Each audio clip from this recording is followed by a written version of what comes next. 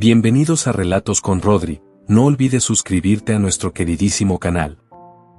La Navidad en la ciudad de San Judas no olía a canela ni a pino, sino a metal frío y a soledad húmeda. Julián, un hombre cuya piel parecía un mapa de inviernos pasados, se refugiaba bajo el portal de una antigua juguetería que había cerrado sus puertas décadas atrás.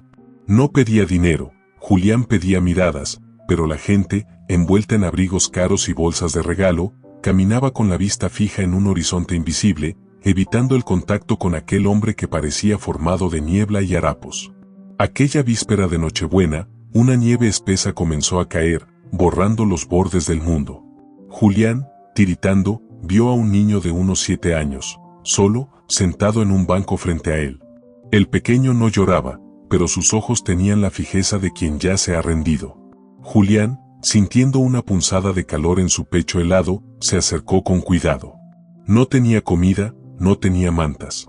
Solo tenía en su bolsillo un viejo reloj de bolsillo de plata, cuya maquinaria se había detenido hace 40 años. Se lo extendió al niño con una mano temblorosa. «Tómalo», susurró Julián, con una voz que sonaba como el crujir de la escarcha. Dicen que, si lo sostienes con fuerza, el tiempo se detiene para que el dolor no te alcance. El niño lo miró, y en ese instante, bajo la luz de una farola moribunda, dos soledades se reconocieron. El niño se llamaba Leo. No era huérfano de sangre, pero sí de presencia. Su madre trabajaba en 3 turnos para pagar una deuda que nunca disminuía, y su padre era solo un nombre borrado en una fotografía vieja. Julián, movido por un instinto que creía muerto, no dejó que el niño regresara solo a su apartamento vacío. Lo acompañó, manteniendo una distancia prudencial para no asustar, hasta un edificio de techos altos y escaleras chirriantes. Leo vivía en una buhardilla donde el viento se colaba por las grietas. Julián, a pesar de sus propias carencias, comenzó a aparecer cada tarde. No entraba, se quedaba en el rellano. Traía pequeñas cosas que encontraba en sus largas caminatas, una rama de acebo, un trozo de carbón para la estufa, un cuento recortado de un periódico viejo. Leo le hablaba a través de la puerta entreabierta. Le contaba que su mayor miedo no era el hambre, sino que la Navidad pasara de largo sin detenerse en su ventana. Julián lo escuchaba con la cabeza apoyada en la madera fría, sintiendo que cada palabra del niño era una costura en su propio corazón desgarrado. Él, que había huido del mundo para no sentir, estaba volviendo a la vida a través de las penas de un niño que apenas empezaba a caminar. Con el paso de los días, Julián consiguió un empleo miserable como ayudante de limpieza en el mismo edificio de Leo. El conserje, un hombre agrio llamado Don Manuel, lo aceptó solo porque Julián aceptaba un pago que consistía más en sobras de comida que en monedas. Julián no se quejaba. Cada vez que pasaba el trapo por los peldaños que llevaban a la buhardilla de Leo, lo hacía con la devoción de quien limpia un altar. Observaba a Leo desde lejos. Veía cómo el niño sostenía el reloj de plata que él le había dado, dándole cuerda a una maquinaria que no giraba. «Sigue sin funcionar», le decía Leo un día en el rellano. Julián le sonrió con una ternura que le dolía. A veces, las cosas más importantes no necesitan moverse para funcionar. Ese reloj guarda los segundos que aún no has vivido, Leo. Los mejores están por venir. Julián comenzó a ahorrar cada centavo que don Manuel le entregaba, dejando de comer algunos días para poder comprarle a Leo algo que lo hiciera sentir especial el próximo 25 de diciembre. El destino, pensaba Julián, era una deuda que le estaba pagando por errores que todavía no le había confesado a nadie. Una noche de tormenta, mientras Julián ordenaba el cuarto de calderas donde dormía, encontró un abrigo viejo que le habían donado semanas atrás. En el forro interior, oculto tras una costura rota, sintió un papel crujiente. Era un sobre amarillento, sin abrir, con una dirección escrita en una caligrafía elegante y antigua. La carta iba dirigida a una mujer llamada Elena, en la misma calle donde estaba el edificio de Leo. Julián sintió un escalofrío que no era por el frío. La carta tenía fecha de hacía 30 años. Se debatió entre abrirla o tirarla. El misterio de las palabras no dichas le pesaba más que su propia ropa mojada. Decidió que la entregaría después de Navidad. Pero esa carta se convirtió en su obsesión silenciosa. La tocaba a través de la tela de su ropa mientras veía a Leo intentar decorar su buhardilla con trozos de papel de colores. Julián sentía que esa carta era un eslabón perdido, una pieza de un rompecabezas que el destino le había puesto en las manos para probar su honestidad. ¿Cuántas vidas se habrían salvado si esa carta hubiera llegado a tiempo? El pensamiento lo atormentaba mientras la nieve seguía cubriendo los pecados de la ciudad. Faltaban 3 días para Navidad. Julián se dio cuenta de que lo que había ahorrado no bastaba para el regalo que Leo soñaba, un par de botas nuevas y un abrigo que no tuviera agujeros. Leo caminaba con los pies envueltos en bolsas de plástico dentro de sus zapatos rotos, y cada vez que tosía, a Julián se le partía el alma. Julián solo tenía una cosa de valor real, un anillo de compromiso que llevaba colgado de un cordel bajo la camisa. Era el único recuerdo de una mujer que amó y perdió en un accidente que él mismo provocó por su arrogancia juvenil. Era su ancla al pasado, su recordatorio de por qué merecía vivir en la calle. Pero al ver a Leo temblar de frío, la culpa de Julián fue derrotada por el amor. Fue a una casa de empeño. El joyero, un hombre de ojos de lupa, le ofreció una miseria. Julián aceptó sin negociar. Con ese dinero, compró el abrigo más grueso que encontró y las botas más fuertes. Aquella noche, bajo la luz de la luna invernal, Julián lloró, no por el anillo perdido, sino por la extraña alegría de vaciarse de sí mismo para llenar la vida de otro. La madre de Leo, Sofía, regresó un día antes de lo esperado y encontró a Julián dejando una bolsa frente a su puerta. Su primera reacción fue de miedo. ¿Quién era ese hombre de aspecto desaliñado que rondaba su casa? «Aléjese de aquí», gritó ella, abrazando a Leo que acababa de salir. Pero el niño se soltó y corrió hacia Julián. «Es él, mamá. El hombre del reloj que detiene el tiempo». Julián se quedó paralizado, con las manos vacías y el corazón expuesto. Sofía miró el reloj de plata en las manos de su hijo y luego a Julián. Vio la bondad en las arrugas de sus ojos y la vergüenza en su postura. «Él me ha cuidado, mamá. Me trae historias», dijo Leo. Sofía, conmovida por la mirada de su hijo, bajó la guardia. Invitó a Julián a pasar un momento, solo para que se calentara con un café aguado. En esa pequeña cocina, Julián sintió por primera vez en décadas lo que era el calor de un hogar.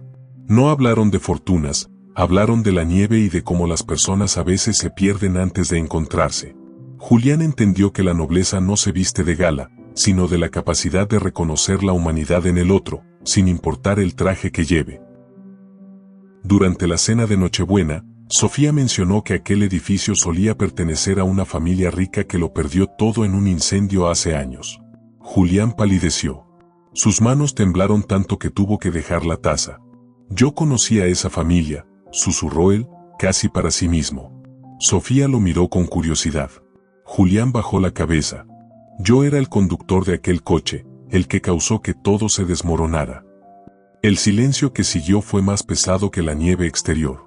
Julián confesó que él era el responsable del accidente que dejó a la familia en la ruina y que le arrebató la vida a la hija de los dueños, su prometida. Por eso vivía en la calle, por eso se escondía.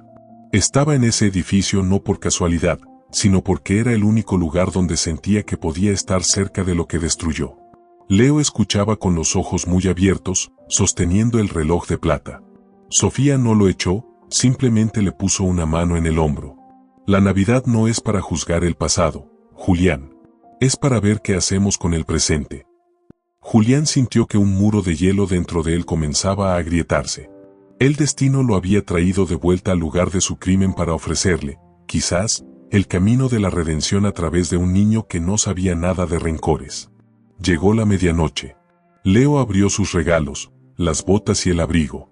Sus gritos de alegría llenaron la guardilla, haciendo que las sombras se disiparan. Julián observaba desde un rincón, sintiéndose por primera vez en paz. Pero entonces, recordó la carta que aún llevaba en el bolsillo del abrigo que le habían dado. «Sofía», dijo Julián con voz ronca, «encontré esto.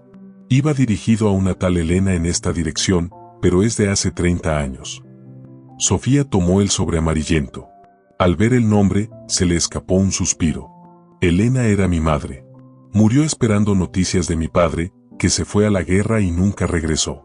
Siempre pensamos que nos había abandonado». Sofía abrió el sobre con manos trémulas. La carta no era de un hombre que huía, sino de un hombre que amaba. Explicaba que había dejado una pequeña fortuna en una cuenta de ahorros a nombre de Elena y su descendencia, un seguro de vida que nunca pudieron cobrar porque la carta se perdió en el correo. La carta contenía el número de cuenta y la llave de una caja de seguridad que aún existía en el Banco Central de la ciudad. El destino había ocultado esa carta en un abrigo donado que, por una caridad del azar, llegó a las manos del hombre que más necesitaba perdonarse. El silencio en la buhardilla se volvió asfixiante mientras Sofía terminaba de leer la carta.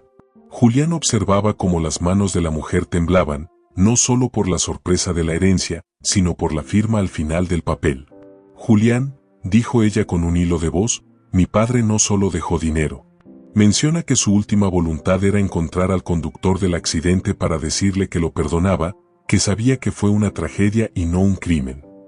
Julián sintió que el aire le faltaba. Durante 30 años se había castigado a sí mismo, cargando con una culpa que creía imperdonable, viviendo en la miseria porque sentía que no merecía el aire que respiraba. Y ahora, a través de una carta perdida en un abrigo viejo, el perdón le llegaba desde el pasado. Pero el giro más profundo ocurrió cuando Leo, que había estado observando el reloj de plata, gritó, «Mira, Julián. Se mueve». El segundero del reloj, que había estado congelado durante décadas, dio un salto rítmico. En ese instante, Julián comprendió que el reloj no estaba roto, sino que esperaba a que su dueño encontrara la paz para volver a contar el tiempo. La redención no era un regalo del destino, sino el resultado de haber amado a ese niño por encima de su propio dolor. El círculo de la tragedia se cerraba con una caricia de la justicia divina. El giro final fue el más impactante. El hombre que escribió la carta, el padre de Sofía, era el hermano de la prometida de Julián. Al entregar esa carta, Julián no solo salvó a Leo y Sofía de la pobreza, sino que cerró la herida de una familia que él mismo había ayudado a quebrar involuntariamente. El dinero de la cuenta fue suficiente para que Sofía comprara el edificio y lo convirtiera en un refugio para personas sin hogar, con Julián como el administrador principal. Julián nunca volvió a usar harapos, pero nunca olvidó el frío bajo el portal. El reloj de plata de Leo finalmente empezó a caminar el día que abrieron el refugio, como si el tiempo hubiera estado esperando ese acto de justicia para volver a latir. La moraleja que Julián contaba a todos los que llegaban al refugio era esta: la vida no es un camino de líneas rectas, sino un tejido de encuentros que parecen casuales pero son citas del destino. Nunca pienses que tu bondad es pequeña, porque un reloj roto puede medir la eternidad y una carta perdida puede salvar a 3 generaciones. Al final, lo que nos salva no es lo que poseemos, sino lo que somos capaces de entregar cuando pensamos que ya no nos queda nada. La Navidad, entendieron todos, no ocurre en el calendario, sino en el momento exacto en que decidimos ser la luz para alguien que camina en la oscuridad.